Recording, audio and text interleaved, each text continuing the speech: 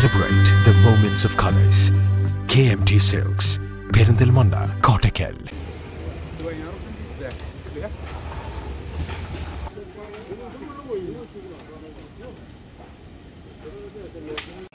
Rubber പുകപ്പുരയ്ക്ക് തീപിടിച്ച് ലക്ഷങ്ങളുടെ നാശനഷ്ടം.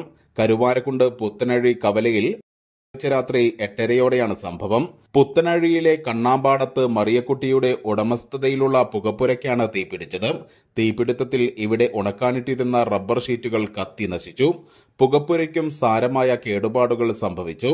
800ഓളം ഷീറ്റുകൾ കത്തി നശിച്ചിട്ടുണ്ട്. തീപിടുത്തത്തിന്റെ കാരണം വ്യക്തമല്ല. പുകപ്പുരയ്ക്ക് സമീപമുള്ള പള്ളിയിൽ നിസ്കരിക്കാൻ എത്തിയവരാണ് തീപിടുത്തം ആദ്യം കണ്ടത്.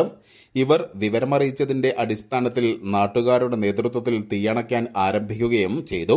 എന്നാൽ സ്ഥിതി നിയന്ത്രണ വിധേയമല്ലാത്തതിനെ തുടർന്ന് പെരിന്തൽമണ്ണയിൽ നിന്ന് ഫയർഫോഴ്സ് എത്തിയാണ് തീ പൂർണ്ണമായും അണച്ചത്. News bureau, Karuvarakundu.